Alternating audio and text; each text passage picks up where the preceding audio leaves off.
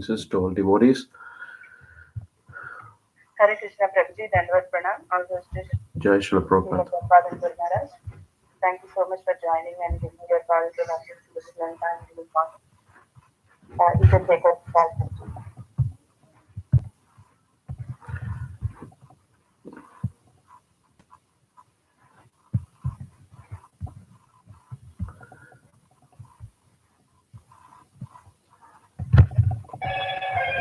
Just a second.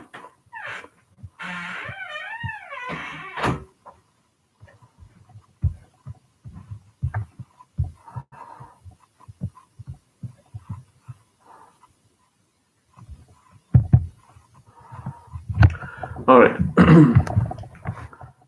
So we're going to read from Srimad Bhagavatam, Canto 4, chapter number 18 and verse number 11.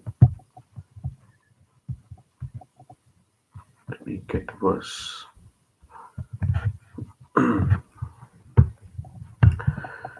Samam cha kurumam rajan devavristam yata payah apartav api badram the upavarteta me vibho.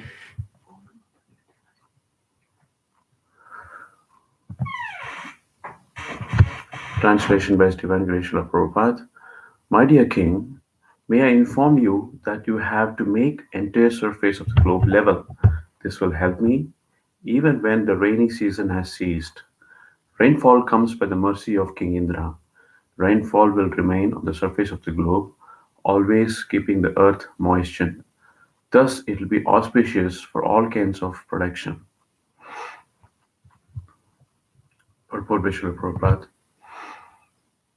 King Indra of the heavenly planets is in charge of throwing thunderbolts and giving rainfall. Generally, thunderbolts are thrown on the tops of hills in order to break them to pieces. As these pieces are spread asunder in due course of time, the surface of the globe gradually becomes fit for agriculture.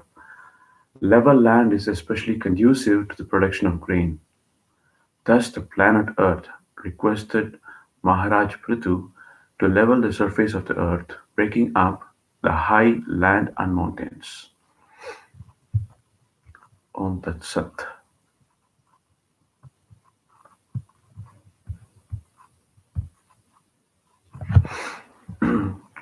Om Gyana Jana Shalakaya Chakshur Unmilitam Yena Tasmai Shri Gurave Namaha Shri Chaitanya Manobishtam Stapitam Yena Bhutale Swayam Rupa Gadamahyam Tadati Swapadantikam Mukam Karoti Vachalam Pangum Langayate Girim Yatkrupa Vande Shri Gurum Dinatarinam Paramanandamadavam Shri Chaitanyamishwaram Nama Om Vishnupadaya Krishna Preshtaya Bhutale Srimate Bhaktivedanta Swamin Niti Namine Namaste Saraswati Deve Gauravani Pracharine Nirvishesha Shunyavadi Paschatya Deshatarine Jaya Shri Krishna Chaitanya Prabhu Nityananda Shri Advaita Gadadara Srivasya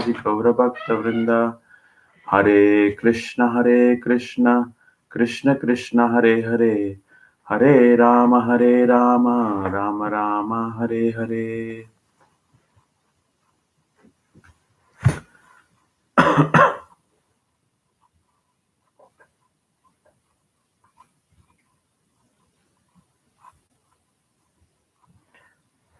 Hari Om Tat Sat. I'm glad to be given an opportunity to speak on Srimad Bhagavatam, Canto 4, Chapter 18, and text number 11. It's a very wonderful verse. It's a very beautiful context in which we are reading the Srimad Bhagavatam. Srimad Bhagavatam, as we know, is the summum bone of all Vedic literatures. It is the conclusion of Vedas. It is a ripened fruit of the Vedic tree.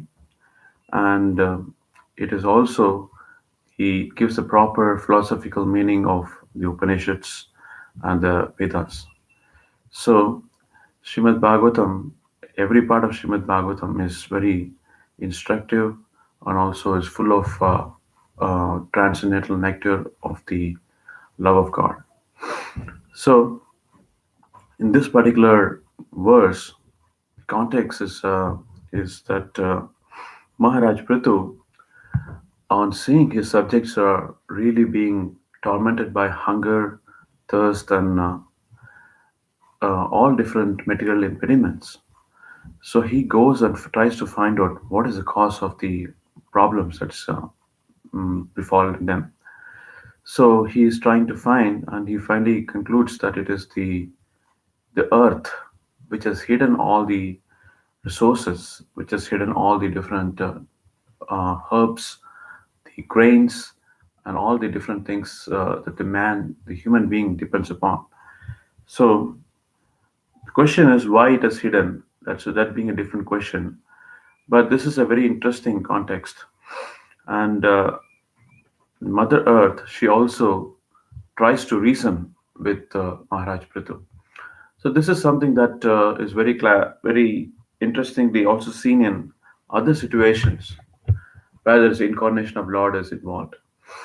So I can think of at least three other situations, and in which an incarnation is very uh, angry for a certain reason, and someone is trying to plead and trying to make sense with them.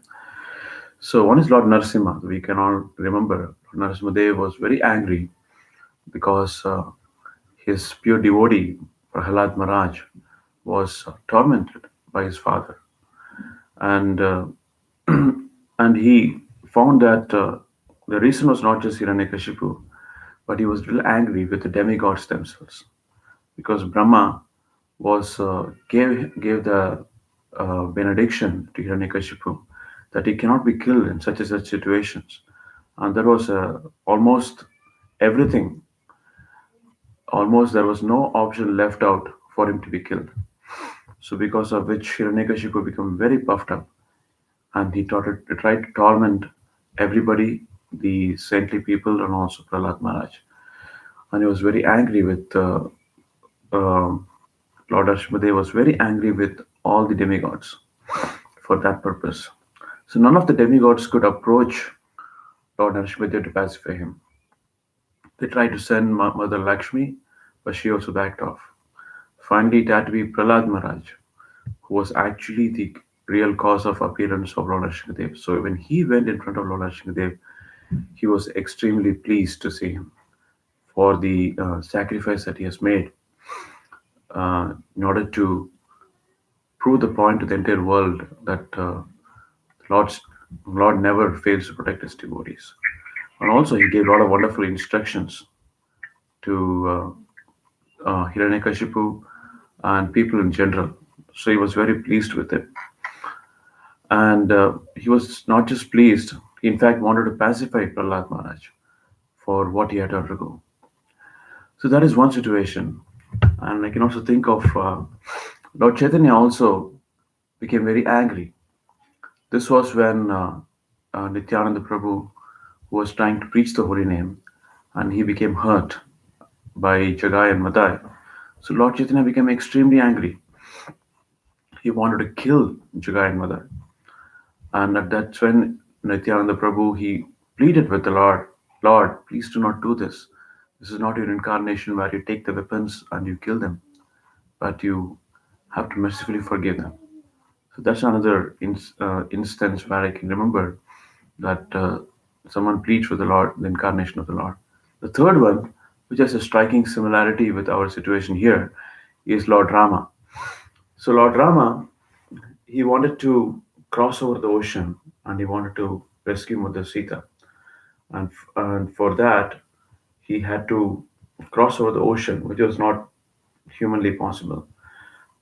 Because he didn't um, exhibit himself as an incarnation, he wanted to follow all the different protocols. So he wanted to cross over the ocean after getting the permission of Samudradev, the king of the oceans. So when Lord Rama was he was deep in meditation, praying for the Samudradev to appear. It was 4 days he was praying without any food or water, and there was absolutely no response. Nobody showed up. Samudradev did not show up. So he was extremely angry at that situation, and he wanted to punish Samudradev.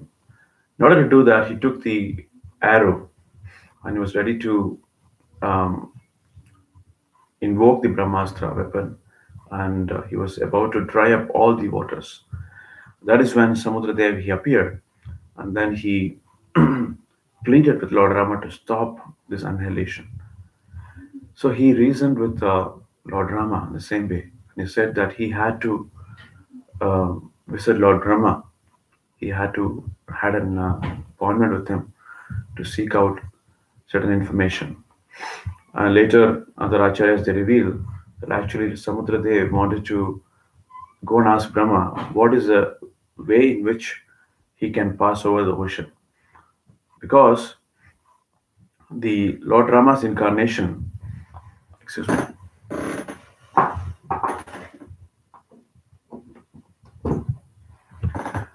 because Lord Rama's incarnation is happening in every Treta Yuga. In every Treta Yuga, Lord Rama appears. So Lord Rama, in every yuga, his past names are a little different. So it's not exactly the same. So therefore, every time he crosses over the ocean, probably he does that in a different way. Sometimes he walks over the stones. Sometimes he builds a bridge of arrows. So different ways it happens. It happens in every yuga. In this Treta Yuga, it happened by building a bridge of stones. So he had to ask Brahma, what is the path in which it's going to happen this in this particular incarnation. So Lord Rama obviously was he was pretending to be an normal human being, so he didn't know.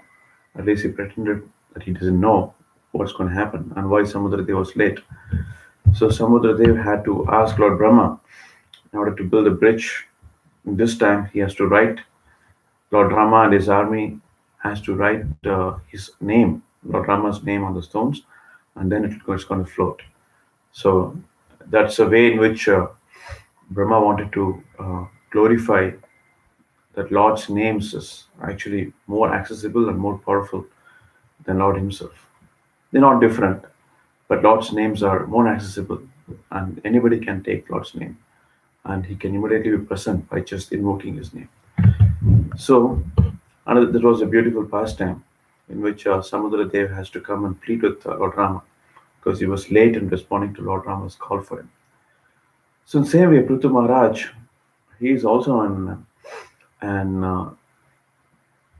incarnation of Lord. He was a Satya Vesh avatar. Srila Prabhupada writes in the Chaitanya Charitamrita purport for Madhya Leela, chapter 20, text 246. So, Guna Avadhara Ara, Manvantara Avadhara, Yuga Avadhara Ara, Satyavesha Avadhara. So, in which in the purport he says Maharaj Prithu is specifically empowered to rule and maintain the living beings. So that's why he represents the Parana Shakti or the the power of maintenance of the Supreme Lord. So he is Satyavesha Avatar. So he definitely, for good reason, and he sees that his dependents, his um, fellow human beings, his subjects, are subjected to so much of material impediments like hunger and poverty. He was extremely disturbed and extremely angry.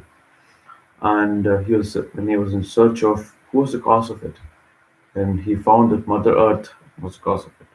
She hid all the valuable nutrients and valuable herbs, grains, etc. And he, when as soon as he found out, Mother Earth immediately took the form of cow. So as we know, Mother Earth is one of the mothers for every human being, for every living entity. So Shastras mention there are seven mothers for each and every human being, every living entity. It's not just one's own mother, but also a Rajapatni, Brahmini, and the wife of a teacher, and the wife of a queen, I'm sorry, the queen of the land, and also the Mother Earth. So there are seven different mothers, and Earth is definitely the most, one of the most dearmost and very compassionate mother. So when Prithu Maharaj saw that she took the form of a cow, obviously nobody can kill a cow.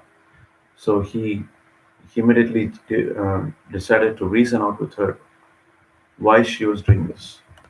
So Mother Earth explained that as a pious mother, she definitely wants to provide for her children. But what happens when the earth is ruled by impious king like King Vena? The King Vena, although he is coming in a dynasty of Dhruva Maharaj, so he was, for some reason, he was completely bewildered, and he went berserk. He was a tyrant, and he went on troubling everyone, and he stopped all religious sacrifices, stopped all yajnas, and he, by his whims and fancies, he acted very cruelly with all his subjects. So what happened? Mother Earth had no other choice but to withdraw all the wonderful things that she gives to the humans otherwise. So when she withdrew everything, so obviously everybody was suffering, including the king and the subjects. And King Vena obviously was done to death by the Brahmanas because he was not fit to rule. Even the Brahmanas, they tried to reason with him, tried to give him good instructions, but he was not ready to listen. So then King Vena was killed. Then Maharaj Prithu was brought to life from the body of King Vena. And but the situation did not change. And Mother Earth did not give back all the nutrients. Perhaps she wanted to uh, the take darshan of Maharaj Prithu, and she also wanted to make sure this pastime happens. So when Prithu met with Mother Earth, she gave the reasons why she did not give all these nutrients. So one, she explained that the earth was ruled by impious kings, and the people were also becoming impious. So she did not give any of those things that she was supposed to give. And then, when Maharaj Prithu, who was a pious king, who was a partial Satyabhesh avatar, the Supreme Lord, when he was there ruling the entire world, time has come for her to give. But it would not be without this incident. She wanted to also have this pastime happen so that people can learn the lesson that if you're impious, then Mother Earth is not going to continue to give even to her own children. So that's the nature of any pious mother. Any pious mother, she wants her children also to be pious. And even after giving all good instructions, if the citizens or the children are not pious, so she was going to definitely uh, be react very mercilessly towards them. She's going to withdraw her love towards them. So that's the nature of a pious woman. So even to her own children, she definitely wants to give her love and her best. But when it comes to there is no when she sees that there is no opportunity to rectify them, then she also withdraws herself. It gives her a lot of pain, but she still has to do it for the welfare of the people, just to give them an instruction, give them a lesson. So that's the pastime. This pastime is mainly to instruct people in general. That's what is going to happen in the Kali Yuga as well. The Kali Yuga, as it progresses, you can see very much that the earth is withdrawing all the resources. It's very quickly visible. It becomes so easily visible in countries, the third world countries, where people are very impious, and especially in places like India, which is a Dharma Bhumi. It is a place of where Dharma is followed. And there the results are immediate. The results doesn't wait for a results to come out. So it is a little slow in places like here, but it's going to catch up very soon. Kali Yuga is going to catch up, and soon can we can see there's going to be a shortage of water, rainfall. It's all going to happen, and everybody's going to suffer on account of being impious. So that's the nature of this yuga. We cannot do much about it. It's already has been predicted. So Mother Earth will also respond in the same way. But here also, she is showing an lesson for everyone that if you're going to be impious, that's what's going to happen. And Maharaj Prithu um, understands this point, and Mother Earth also understands that she has to give back her resources, and she instructs Maharaj Prithu to act. What are the different steps he has to take in order to get all the resources back? And she says that being a mother, I'm also taking the form of a cow. So if you can bring a calf, and if you can bring a pot also to collect the milk, I'll be more than happy to give everything to you. So she gives that instruction. That's very beautiful here. How in the Vedic metaphysics, the Vedic theology, how the etiquette is being followed. So the first etiquette is Prithu Maharaj. He doesn't go berserk and then he kill the person because the person has hid all the resources. He first tries to reason with him. And Mother Earth also, on her part, she very beautifully gives instructions how to get the resources back. So she instructs that a mother will never fail to give when she sees her child, the calf. So I'm taking the a form of the cow. So I'm really more intending to give to my calf. So you send in the form of a calf, and also make sure you have a pot to collect the milk. So that's very beautiful way in which Mother Earth is rectifying the situation. So she doesn't say that I'm going to give you this in one instant. She says that you have to still work as the instructed by the great souls, the rishis and the munis. They have given the way how to take the information, how to take the resources from anyone. You have to first submit yourself, and out of you should create a situation so that the other person can also give. So even we see from the Gita Mahatmya how Shankaracharya is describing that the Vedas is like a cow, and the um, milkman is the Lord Krishna himself, and he milks the cow and gives it to the calf, which is Arjuna.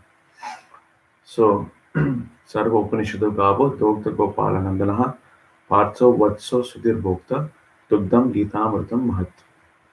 So that's a very beautiful way how we can understand the Vedas is a very merciful mother, and she gives the best of all, the Gita Upanishad, to Arjuna, and the milkman is Lord Krishna.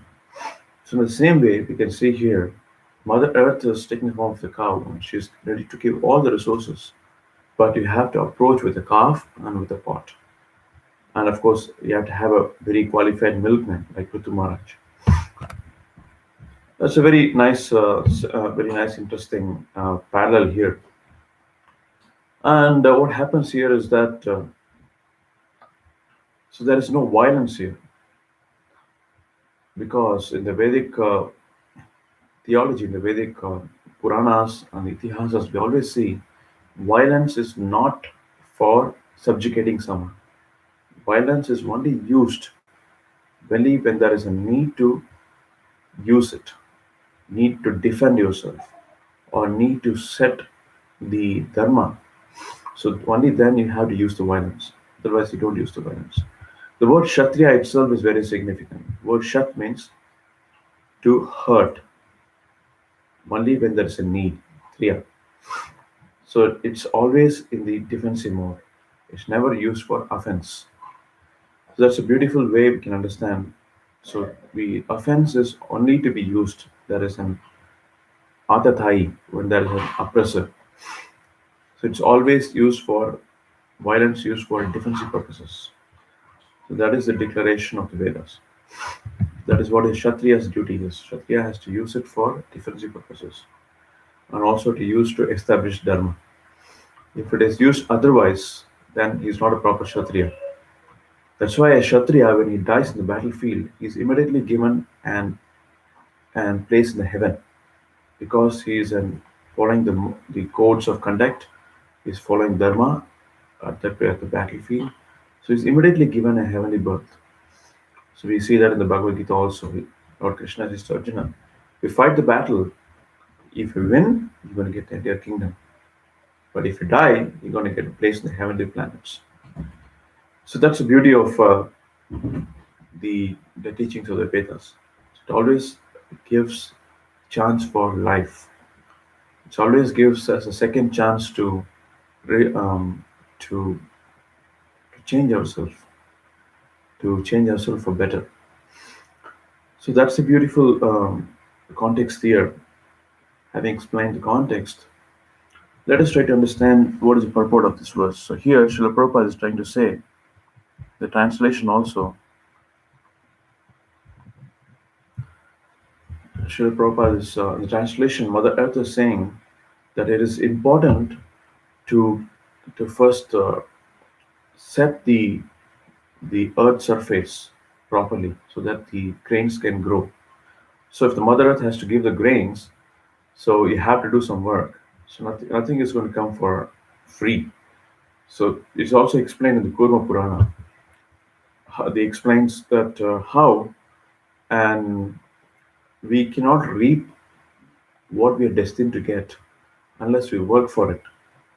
For example, someone is destined to become a king. So sometimes it just happens because he is born in an family where the king is already ruling the world. So he immediately becomes a king by default. But for others, he has to work to become a king. He has to prove himself to become a king. So that's a situation in many cases. So one has to work his way to become a king. So that is called as there are two um, arguments. One is called Devavada, another is called Karmavada. So Devavada argument says that everything happens by God's will. So if the God wills, if God desires, I'll become a king. Other argument is Karmavada, so in which the person says that everything happens by your own effort. Nothing happens by there's nothing called as God, and even if God is sitting, he's just sitting and he's turning the clock. He's just turning the time. But everything you have to put your effort to gain everything. But actual reality is it's actually a mix of both. So you have to work your way, and also destiny has to help you. So you call it luck or you call it fortune, whatever you might call it. So everybody understands instinctively that although you may put your best efforts, if it's not your best day, then the result is not going to come. So a result is a combination of your effort and the destiny. That's very wonderfully explained in the Kuru Purana also. The Kuru Purana, um, it says, Lord Kurma is instructing that if you want to reap a good harvest, you have to sow the perfect good seeds. And after sowing the good seeds, which is your effort, and you also have to till the land, that's again your effort. And if you do both perfectly, and hopefully the rain also is a good abundant rain, then what happens? Then there is a good crop, it's a good harvest you can get. In the same way, here Mother Earth is instructing Maharaj Prithu that I'm going to give you this grains, but you have to sow them and you have to till the land and you have to make them surface and you also have to make an arrangement so that the rainfall is properly uh, it's it is conserved in the form of ponds or lakes or rivers and so you have to make some effort take some effort for it. So it might sometimes have to be we have to construct a pond and we have to sometimes build banks in order to guide the river. So all of this has to be done. There has to be some work has to be done. Sometimes it's naturally formed. Sometimes we have to work for it in order to get the results. So Maharaj Prithu was also instructed that he has to work by building the dams, by building the lakes, or building the ponds. By sometimes you have to take the stone from the mountain. You have to cut down the mountain peaks, and you have to take the stone from it, and you have to construct the different bridges, different dams, so that you can retain the water for irrigation purposes.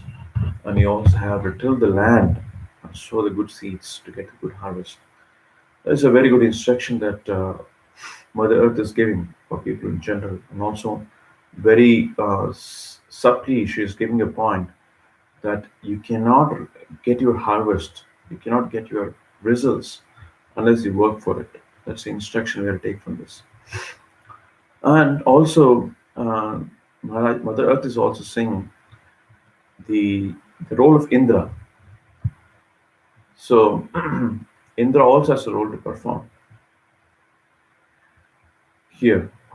And what is the role that Indra performs? So Indra is one of the chieftains, the chief demigods. And in fact, Lord Krishna says in the Vibhuti Yoga that amongst all demigods, I'm Indra. So Indra actually means a king. In Sanskrit, Indra means king. So that's why we say Gajendra. Gajendra means king of elephants. So actually, all the names of the demigods actually is actually names of Krishna, but they have been given to them so that they can perform their duties. So Indra is also one of the chief demigods, and his duty is to give the rainfall. So that's why Mother Earth is saying. So we have to do different yajnas sometimes to please the demigods also. So we see that in the Bhagavad Gita also, and the third chapter of Bhagavad Gita, verse number 10, verse number 12, we see that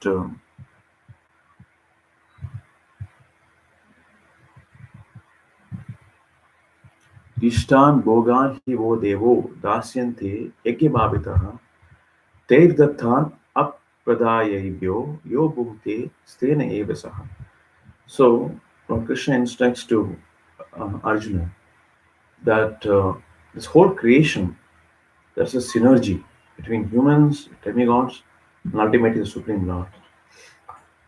The humans have to perform different yajnas. And the yajnas is actually means it is a sacrifice to Lord Vishnu. But it is a duty of the humans also to partake that results of the sacrifice with the demigods. That is how the demigods get the nourishment. So if the yajna is not performed on the earth planet, then the demigods do not get the nourishment. So they are not going to give you the rainfall. So if they don't give the rainfall, then obviously the earth cannot help the grains to grow. So it's a synergy, as Krishna has given in the Bhagavad Gita very clearly. The synergy has to be maintained, and one definitely has to perform one's yajna. So it's called Pancha Mahayagya. So in the Srimad Bhagavatam also it is we see Devarishi Bhutartha Nranam Nakinkanam and Rini Charkajan. So one has a rini or a debt towards five different entities. The Devas, because they give rainfall, they give the abundant air to breathe, and the sunshine to give for us to grow the food. So they are giving all these necessities. And we also are indebted to the rishis because they're giving us knowledge on how to perform yajna and how to educate ourselves on the path of self-realization. And we also indebted to the other bhuta, other living entities, because we use a cow to take milk, and from milk we make different milk products like curd, like ghee. And the ghee is used for havishya, for the performance of yajna. And in the same way, we also depend upon other fellow humans, Nranam, the other kinsmen, who have helped us. So, like father and mother was given us a birth, and they're called Pitrus. So Pitrus also we have a Trina to fulfill, and other like a king, we have to pay our taxes to the king because he's giving us protection, he's giving us the roads for us to travel on different places. So all we had debt towards all these entities. It's called Pancha Mahayagya. As a part of doing our karma, we actually give all these results of the yajna to different all these entities. And yajna is a very beautiful process. We do a yajna, then the demigods are first the Supreme Lord is pleased, and the results of the some of the results are also given to the demigods. So demigods are not the yajna is not performed to satisfy the demigods. That is to be very clear. The yajna is performed not to satisfy the Supreme Lord, but the prasada, the mercy that we get from Supreme Lord, is also first share is given to the demigods, and they get their nourishment from that. And that's also a duty for us to perform. We saw that here in the chapter 3, verse number 12. In charge of the various necessities of life, the demigods being satisfied with performance of yajna will supply all the necessities to you. But he who enjoys such gifts without offering them to the demigods in return is certainly a thief. So we have to definitely give some of those the, the results of the yajna to the demigods. And also we have to share it with other living entities. So the best is Sankirtana Yajna. Sankirtana Yajna is again done to please the Supreme Lord. And the results of the Sankirtana Yajna, the demigods are also getting benefited. And the other living entities who hear also get the benefit. That is what is a Kali Yuga process. But this process of doing yajna has been there from all the time. There is also a lot of confusion about worshipping the demigods. So I thought I would just dwell a little bit on that topic. But before we go into the topic, so Mother Earth, she was given shelter by Prithu Maharaj. So she got the name called Prithvi. The name Prithvi comes from because she became a daughter of Maharaj Prithu. Because Lord Prithu Maharaj, he gave shelter to the Earth planet, Prithvi, and he gave shelter to all the subjects of the Earth planet, all the humans, the other living entities. So Mother Earth was given the name Prithvi. So that's a very important thing to understand. On and also there's nothing wrong on the part of Mother Earth because she was just wanting to teach a lesson to all the subjects that one has to follow the proper yajna process in pleasing everyone. Otherwise, she is going to withdraw, even though it's going to cause her own subjects, her own children to suffer. And we saw that also in the case of when Mother Earth, she was even ready to kill her own child. In fact, she killed her own child. So this happened in the case of Narakasura. So you might know that Narakasura was actually born out of um, the Lord Varahadev and Bhumadev, the Mother Earth. And during the time of their contact, when Lord Varahadev brought the Earth planet, so Narakasura was born. And Narakasura, he did a lot of penance, and he got a boon from Brahmadev that he won't be killed unless he was killed by his own mother. So obviously, a mother is not going to kill the child. So he was very confident that he is never going to die, and he subjugated everyone. He troubled the saintly people. So he did all sorts of atrocities, and so much so that Lord Krishna, although this happened in the Satya Yuga, so he was there all the way till Dwapara Yuga, and Lord Krishna had to come, and he decided to kill Narakasura. So he knew that he had to be killed by his mother. And Satyabhama, who was none other than Mother Earth reincarnated, so she accompanied Lord Krishna. And Lord Krishna fought a very very battle with Narakasura. Narakasura uh, was very formidable enemy, and he was attacking Lord Krishna vehemently. And Lord Krishna also feigned um, becoming unconscious. So, seeing this, his wife Satyabhama, she became furious, and she took the bow, Saranga bow, and she aimed at Narakasura, and she shot, and Narakasura died. That's the story. And Narakasura, he understood that Satyabhama was his mother, and then of course he he asked for forgiveness from Lord Krishna, and he attains the supreme abode because of being able to die by the hands of Satyabhama, and also being able to die in front of Lord Krishna himself. So that's another instance where Mother Earth proves that she is not going to be merciful just because they are her own children.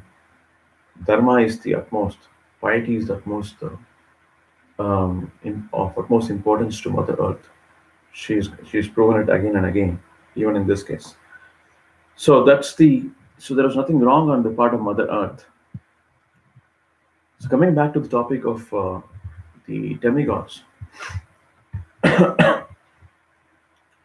so there is a what is the proper way? Do we have to first worship demigods or not? That's the important question. So obviously, worshipping demigods is not the important aspect of following bhakti yoga.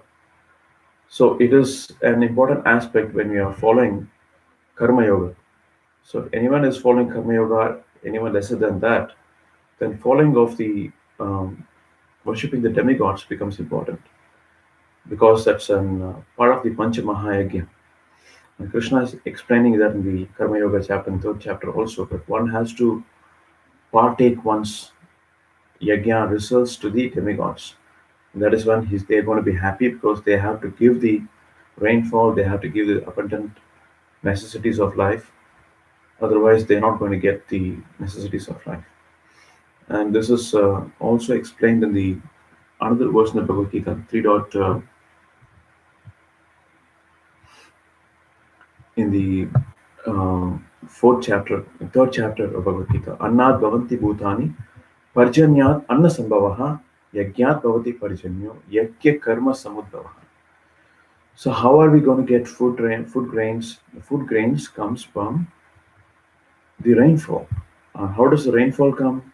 The rainfall comes by performance of yajna. So who is giving the rainfall? The demigods are giving the rainfall. And we have to perform yajna for the demigods to give the rainfall. And we have to share the results with the demigods also. That's the process of Pancha Mahayagya. So a Karma Yogi, although Karma Yogi has some bhakti component in it, but most part of the Karma Yoga is about doing the duties. And part of the doing the duties is to worship the demigods also. As we said that we have a debt towards the demigods and we have to worship the demigods. There is no choice there. And otherwise, we have to be, if we don't worship the demigods, as a society as a whole is going to suffer due to the paucity of rainfall, the paucity of sunshine, and obviously it's going to directly hit one's own food. We are not going to get the food. And besides, in order to protect ourselves from the um, natural calamities, also we have to worship the demigods. So if you're a karma yogi or less, so what do you mean by karma yogi or less? So Krishna in the 10th chapter, he gives the sequence of things, how one should conduct oneself. So he first says, if you can remember me at all times with your mind and intelligence all the time, then that is the best. And if you cannot do what he says, then he says you follow the process of bhakti yoga and then develop a desire to attain me. And he says if you cannot do bhakti yoga, then he says you work for me completely for me alone. And if you cannot do that, Krishna says, then you follow the process of karma yoga. By following the karma yoga, then you're going to do all these duties perfectly without any attachment to the results. And that is where all these things comes in. Worshipping the demigods, paying the taxes, and everything is a part and parcel of performing karma yoga. So if someone thinks, if one's spiritual master clearly tells them, don't have to do any karma yoga, you are perfectly qualified for bhakti, and you are an you are a perfect devotee, a pure devotee. You don't have to perform. That even Lord Krishna says that in the same verses in the 11th canto of Srimad Bhagavatam to Uddhava, he says that Devarishi Bhutapta Nrinam Nakinkaram Nagni Charachan Sarvatma Yatho Gato Mukundam. So whoever is able to give completely Sarvatma to the everything to Mukunda, the deliverer of fallen beings, and he has nothing for himself. He surrendered his entire life. Then there is no need to perform any of this limit, any of this debt. There is no debt for it. So Krishna says that in the Uddhava Gita also, and he also says in Bhagavad Gita, Ananya Chintayanto Mam Ye Jana Pariyupasate Tesham Nityapyuktam Yogakshemam Pahamyaham.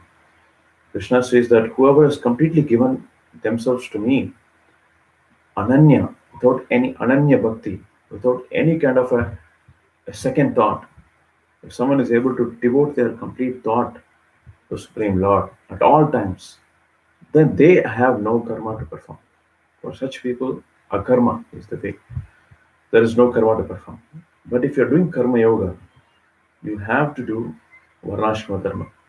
And part of varnashrama dharma is to do all these duties. You have to please the demigods, you have to please all these different things. So, obviously, so Prabhupada definitely mentioned about doing bhakti yoga. And during his times, when Prabhupada was preaching on this planet, all the devotees are fully surrendered to Prabhupada. So they didn't have any job to do outside world. They didn't have obviously they didn't. Most of them were even not married. So if you're doing grihastha ashrama, definitely you have duties to all these things, society duties to the pitras, all these things, and but they were completely dedicated to Srila Prabhupada's movement. So obviously they were serving the guru at all times. So if you're serving one's guru 100% as per the desire of the guru, not but as per our desire, as per the desire of the guru, then for them there is absolutely, as we see in the Bhagavatam, as we see in the Bhagavad Gita, there is no duty to perform. They don't have to worship demigods. They don't have to do any of these duties.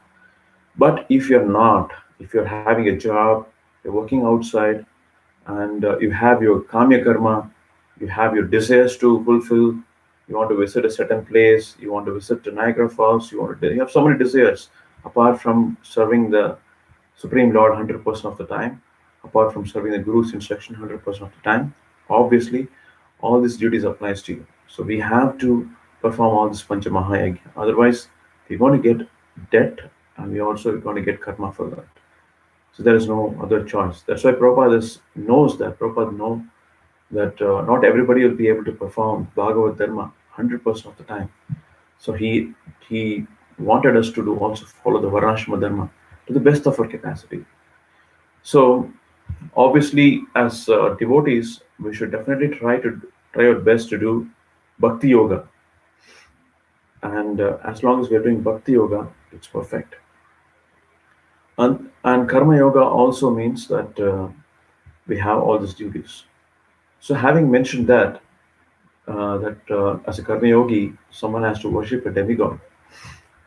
And but what is the correct way to worship demigod? That's very important to understand. So Krishna also explains this in the Bhagavad Gita. So he says that in the verse number in the seventh chapter, he says, "E api anya devata bhakta yajante shraddhayan vitaha te api mameva kaunteya yajanti avidhi purvakam." So the demigods are those who worship demigods. They also actually worship the Supreme Lord, but they are worshipping indirectly. And it is the Supreme Lord who is giving all the benedictions because someone worships the demigods. And Krishna says they are worshipping me indirectly. So indirect worship or avidhi purvakam or avidhi way of worshipping the demigods is what we generally understand as demigod worship. So generally we understand demigod worship means you're worshipping demigods separately, and that is an offensive. So worshipping any of the demigods separately is very offensive. Just like Ravana, he also meditated upon Brahma, and he was a great devotee of Lord Shiva also. And there are so many in the Puranas we see so many great characters. They worship different demigods, especially the demons, because they don't want to worship Lord Vishnu, and they worship demigods in order to get a material desire fulfilled. And such worship is actually avidipurvakam. It is incorrect worship. So, so what is the correct worship? The correct worship is what Krishna said in the third chapter. So you do yajna, yajnatat karmano anyatra lokoyam karma bandhana. So who is the yajna purusha? Yajna purusha is Lord Vishnu. So if you do yajna for pleasing Lord Vishnu, yajna why Vishnu, and if you share the remnants or the results of the yajna with the demigods, then that's a proper worship of demigods.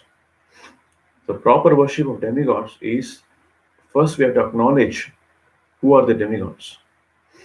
So the Shastras very clearly, very beautifully they describe who are the demigods. It is said in Srimad Bhagavatam, Srila Prabhupada gives in the purport in the sixth canto, seventh chapter, the 10th verse, Vishnu Bhakta Smrito Deva Ashura Tad Vipareya. So who are the Deva? Who are the demigods? Demigods are those who are devotees of Vishnu. And those who are not devotees of Vishnu, they are called as Asuras. So obviously demigods are devotees of Vishnu. And that has to be very clearly understood. So if you see a devotee of the Lord, obviously you have to pay your respects. Obviously one has to, it is the Vaishnava etiquette that when you see a devotee of the Lord, you have to pay respects. And so, and also there's, it's a duty for us to respect the demigods. If someone doesn't respect the demigods, obviously they're doing Vaishnava offense. And demigods, we should see them as devotees of the Lord. So much so that Supreme Lord, when he came as Lord Rama, before he went to Lanka, he worshipped Lord Shiva. And of course, he worshipped Lord Shiva. He wanted to show the entire world what is the duty to perform. One has to worship the demigods also, give them the proper duties. As long as you are a karma yogi, as long as you are engaged in doing your duties, and you not renounce the world for the sake of Krishna. So you have to do your duties, and part of the duties is to worship demigods. That was shown by Lord Rama himself. He worshipped Lord Shiva, and he also worshipped Lord Surya. This is there in the Ramayana, so we can see that. And even Lord Krishna, so before the he asked Arjuna to worship Lord Shiva in order to get the Pashupada Ashtra, and he also asked him to worship Lord Indra in order to get the divine weapons from Indra. So, in order to fulfill one's desires for the satisfying Lord Vishnu, so in Arjuna obviously did not have any reason to do that, but he did that in order to satisfy Lord Krishna. Because Lord Krishna instructed him to do, he did that. It was not for his own sake. The same way, Karma Yogi also has to do his duties, which also means giving respects to demigods because they are representatives of Vishnu, they are devotees of Vishnu. So we have to definitely pay respects to them, give them their due out of the yajna results, and that is part of being a karma yogi. There's no doubt about that. It is there in the Vedas. The Vedas we cannot disrespect Vedas, and so and also we see from the in the teachings of the great acharyas. So one of our acharya in the lineage, we're coming in the lineage of Brahma Madhva Gaudiya Sampradaya. In the Madhva Sampradaya, even today, so the Madhvacharya has given codes. He has given what is Sadachara Smriti, the codes of conduct, how one should conduct one's life. Because there was more emphasis on Karma Yoga. So he is clearly showed what a karma yogi how they should conduct themselves. And a karma yogi definitely has to perform different demigod worships, but acknowledging that demigods are devotees of Krishna, and that Krishna is the supreme Lord, and demigods are his working under them. So if you see, there is a worship of Ganesha, there is a worship of all the things in the Madhva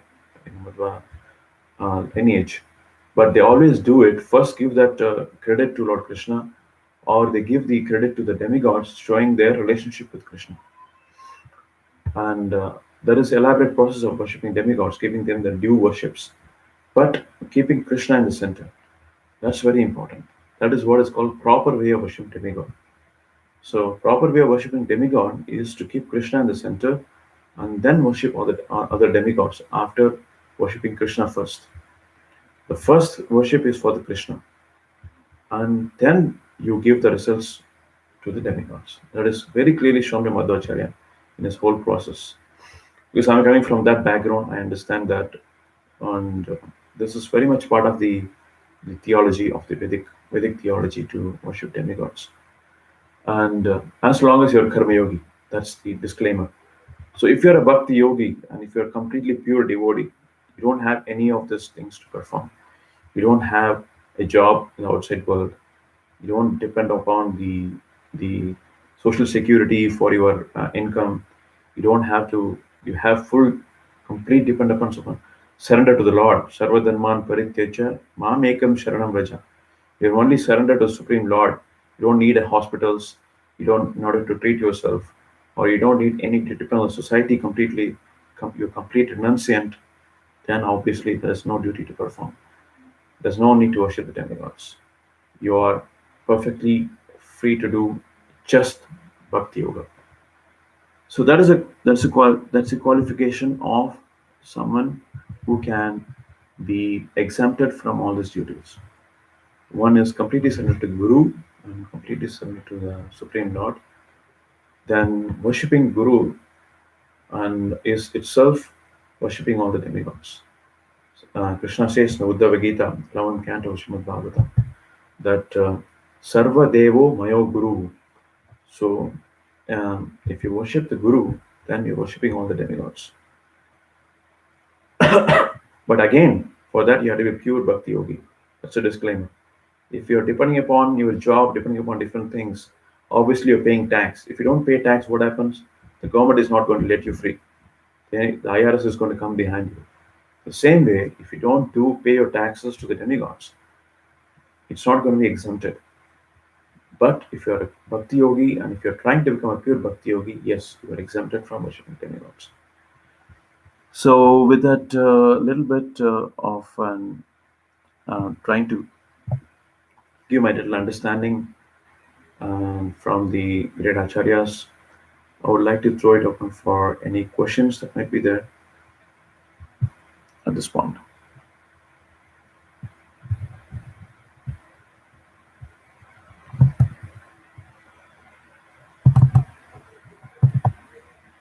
Hare Krishna Prabhuji. Thank you so much for giving us a class and nice instructions.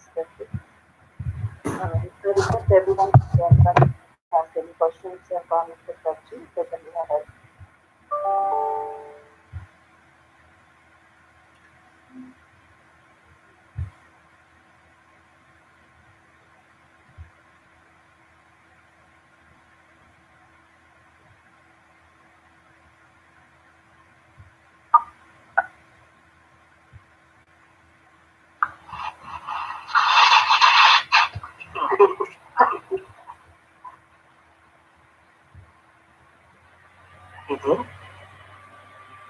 Hare Krishna.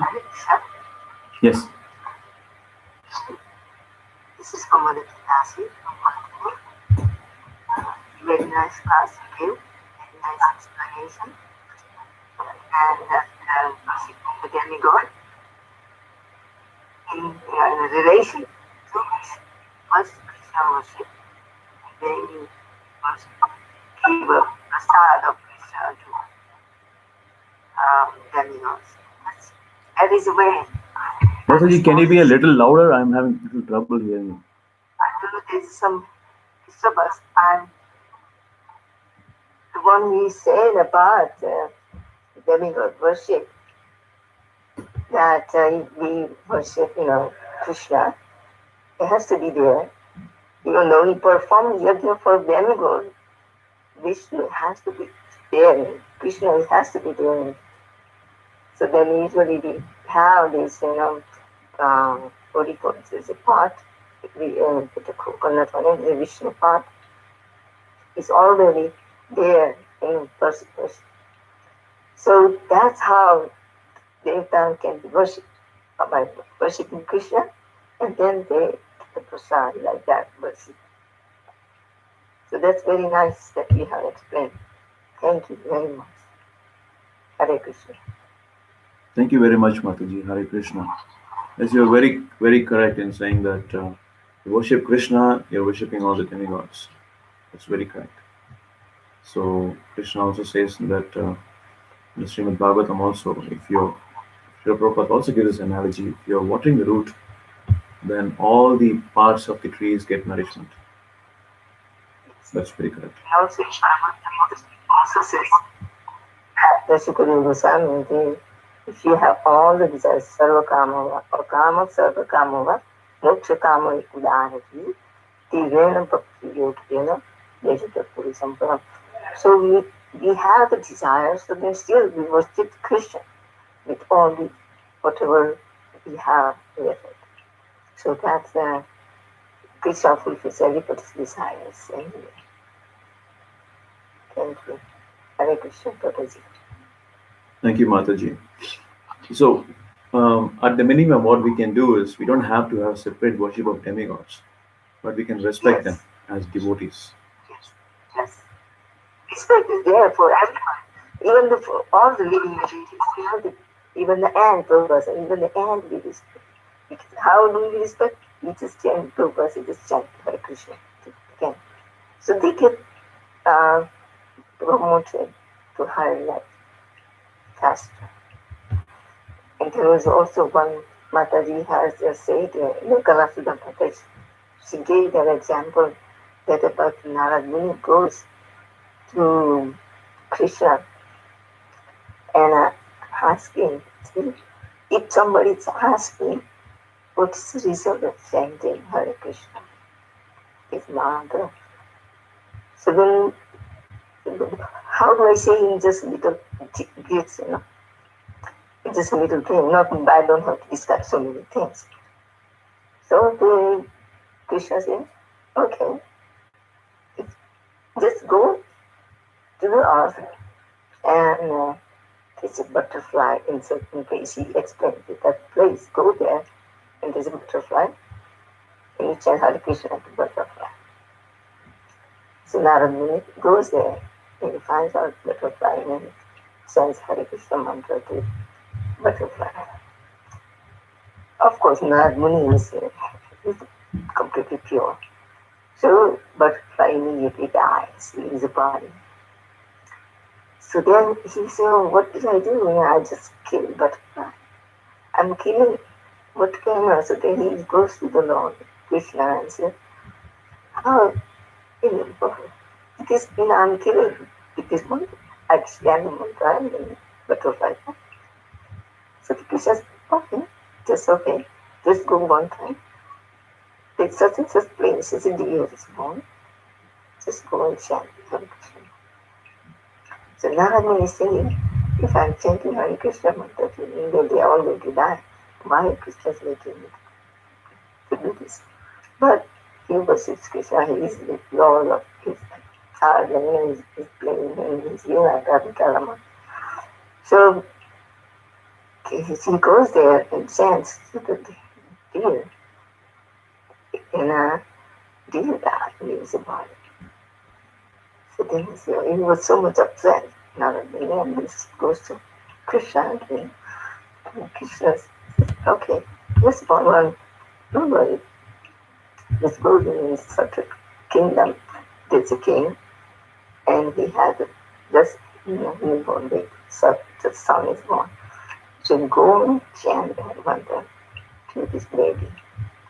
So he goes and says, He's so afraid he's going to kill again and all this. But then he had a faith, he complete faith in Krishna, so he does it. So then immediately and out of surprise, I feel like the baby just stands up. He's a newborn baby, just stands up and says, I'm not dead. You remember that butterfly? And then you remember deer? See, when you chanted it was, so then it gave me promoted to human very quickly to the human form of life. So that's what Prabhupada has inserted one Mataji. So there was one slug was moving, and then Mataji, oh, you. So then Prabhupada said, no, chant to this poor creature. Mm. So doesn't I know I'm not purely looking, I'm not chanting purely, but still I do chant to them. I mean, you know, like I go on a walk, so then the earthworms are there. I chant when they are on in the sun, in the hot sun, and they are outside. So I try to push them in the grass side like that. So, but I do chant. So that's what I was. So that's why he realized. I mean, he always realized Narada, but he knew he got his answer to what to do. You know, what just he can say about the chanting of the mind and benefiting the children. Hare Krishna. Thank you very much, Mataji, for that wonderful point.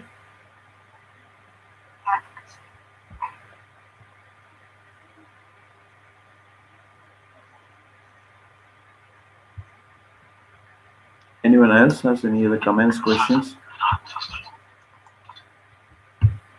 Hare Krishna Prabhu. Um, yeah, I need to ask for clarification. Um, I think you had described a karma yoga as a karma yogi as not being completely surrendered to Krishna, and for that reason, it is their duty to worship demigods, if I understood you correctly. And so, e- even among bhakti yogis, many of us are not completely surrendered.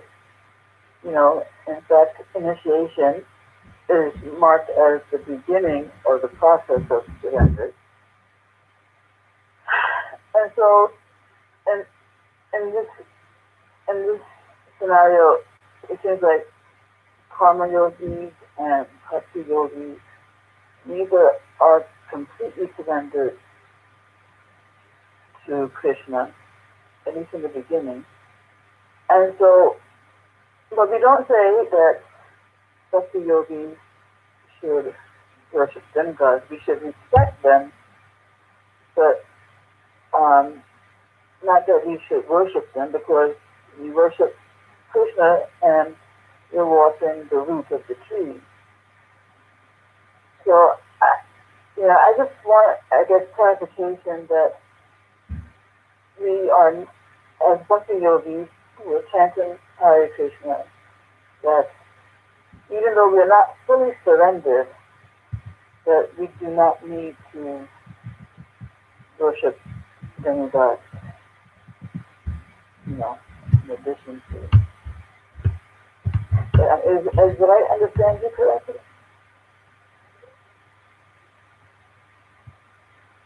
Yes, Mataji, Srila Prabhupada gave us a scheme of things that we can do. And so, in my opinion, we have to understand how Prabhupada, when he was there on this planet, and how his disciples were, they completely surrendered to him. So they were, every word of him was like was their life and soul. So if someone was like that, so obviously they have uh, no debt towards anybody, not even to the government. We don't have to pay taxes. So, but if someone is earning money, obviously becomes entangled with so many things. So we also get a part of karma from the employer. We take the money from them, so we have to pay taxes. So it becomes a very it's very uh, chaotic. So it's very difficult to say someone is a bhakti yogi properly or a karma yogi properly. In Kali Yuga, everything is disrupted. It's a Varna Shankara population. So it's nothing. Nobody's even a proper karma yogi, I should say. And and even talking from Prabhupada's standards, I'm not sure how many of us, at least I am not, to the degree of how the Prabhupada disciples were surrendered to him at the time when the movement was just beginning. Kind of a surrender, kind of a dedication, sacrifice. That's if that someone is living still in the same way, obviously there is no question of worshiping demigods. That doesn't arise. So demigods is, and as you also mentioned, and to the extent we surrender to the Guru's words and to the Krishna's words and to his mission, to Prabhupada's mission, that much we are exempted from any of this Varnashma system. So if you are qualified for doing Bhagavata Dharma 100%, then there is no Varnashma Dharma for you. So you are fully qualified to preach and fully qualified to travel around the world and preach. If someone is not to that level, then Varnashma Dharma rules applies. Prabhupada also gave us this Varnashma Dharma, Daiva Varnashma Dharma, for us to follow. So where all these things applies also to an extent it's required. So we have to choose So, for ourselves where are we, and then we have to appropriately take our lessons. So we cannot generalize anything. So, but yes, the answer is that if someone is dedicated, like how Prabhupada disciples were at the time of this ISKCON moment was there, full dedication doesn't matter about one's body or soul, one's own body. Fully engaged in Sankirtana again. Obviously, there is no such uh, debt for them. so the answer is, you were saying that the answer is if we were not completely surrendered, it sounds like it's practically, on the level of a person who's self-realized, then Varnashram Dharma is there, and Varnashram Dharma means or includes worship of the demigods. Yes, I mean, it depends on if you go back to, when you come from, it depends on the culture you're coming from. So if you go back to, let's say, if a normal, I'm just trying to give an example here. So if you're a housewife, so you want the welfare of your husband, right? You want your husband to live long. So there is even if you go by our tradition, I mean our previous tradition. I was coming from other family, so we used to do different worship. The ladies used to worship Durga on a certain day, and knowing very well that Durga is an sister of Krishna, and she's a energy of Krishna, giving all those credits, and because they want the longevity of their husband. So even though they might be devotees, if you are saying the followers of Madhva, they still do that today.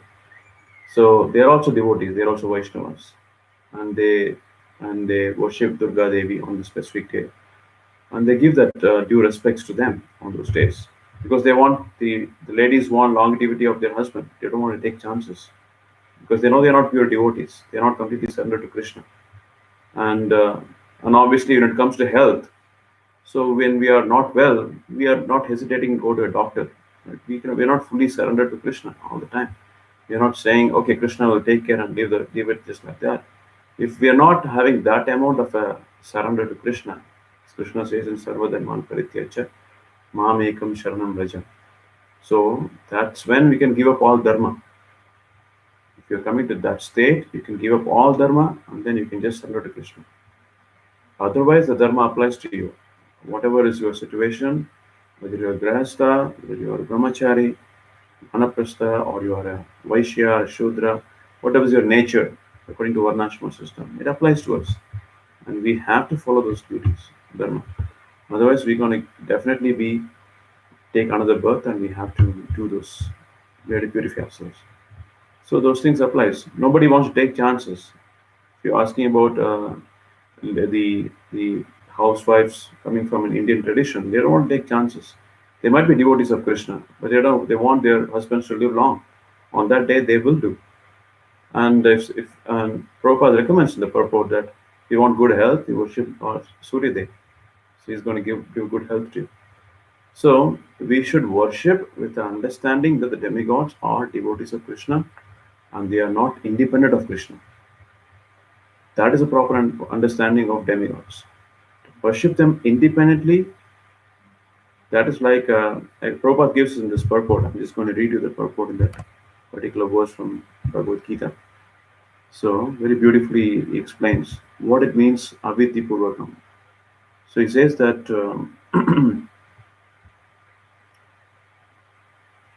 yes, similarly, everyone is to offer his worship to Supreme Lord only.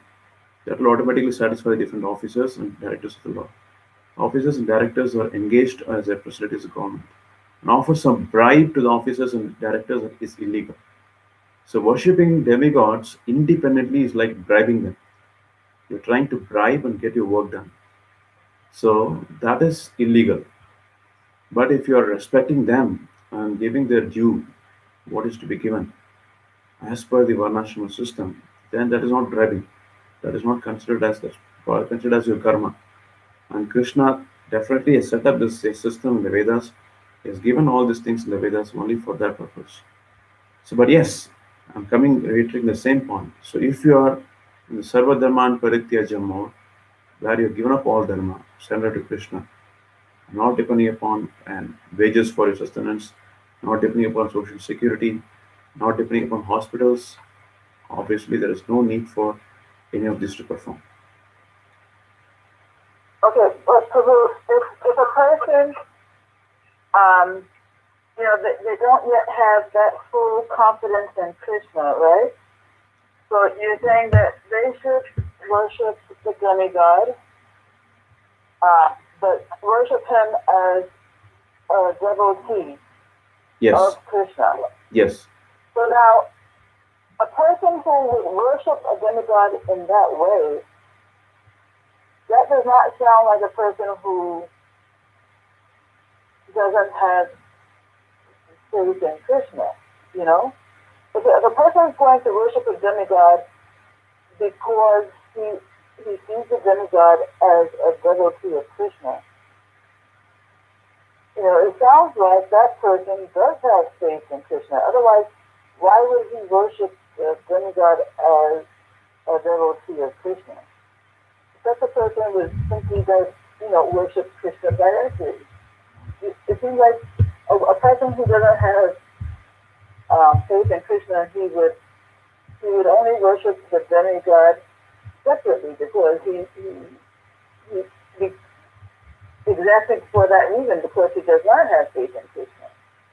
You understand what I'm saying? It seems like a bit of a contradiction to expect a person who doesn't have faith in Krishna to worship a demigod as a devotee, seeing the demigod as a devotee of Krishna. I don't know if you see my point. I totally agree with you. So it's we have to do our duties only because we don't have full faith in Krishna, or we don't have full faith that Krishna will come and protect us. There are six symptoms of surrender, as you might know. That complete faith that Krishna will protect us in all situations, and not depending upon anyone else. So we are not really if someone is in that state, yes, obviously you're right. But yes, our devotion is still evolving. It is not perfect. At least my devotion. I'm speaking for myself when I speak about this. So obviously we are not. I'm not in complete surrender with Krishna. So I will better be sure that my what do you call? I would also do my when the officers come, the representatives of government come. I better respect them as a representative of government. I won't try to bribe them. I will definitely respect them.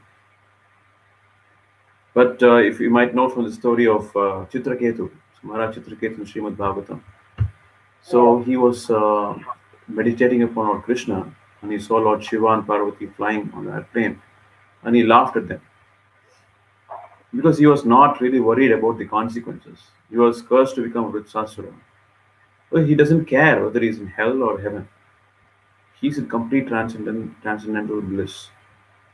So, such if someone is in such a state of unconsciousness, they don't care for demigods. They don't care for any of these things. They are completely satisfied and completely trust Krishna that Krishna will take care. But they're ready for any consequences also. They don't really want to go to spiritual world. They're ready to even go to hellish planets. So such souls are Mahatmas, they are great souls. So they don't have any problem in any situations. So unless we are at that level, so otherwise we have to be careful. We have to know where are we and we have to act accordingly.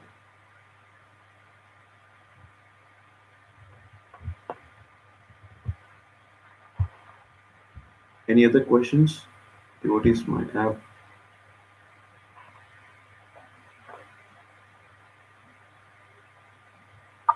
Thank you so much, Prabhuji, for answering such nice questions. And thank you, Kamariti Mataji, for the added questions and good points.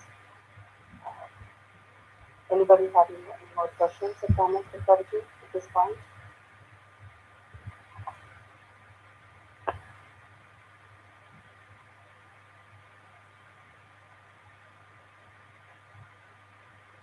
Okay. So if there are no more questions or comments for Prabhuji, I think we can end the call here. Thank you so much, Prabhuji, for giving the wonderful class and nice question answer sessions. Um, so we look forward to your more sessions in the future, Prabhuji. Describe obeisances to all the Vaishnavas. Franca Kalpataruhyasya Kripasindhubhyasya Evacha patitanam Patitanam pavanebhyo Bhavishya vaishnavebhyo Vaishnavebhyo namo Namo namaha. Namaha Anantakoti Vaishnavendra Ki Jai Hare Srila Prabhupada Ki Jai Chandra Srila Bhagavatam Ki Jai His Grace Lakshmi Narasimhadeva Prabhuji Ki Jai. Thank you so much, Prabhuji. This session is no longer being recorded. Hare Krishna. Hare Krishna.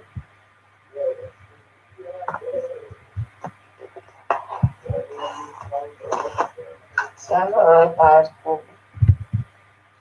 जल्दी करना है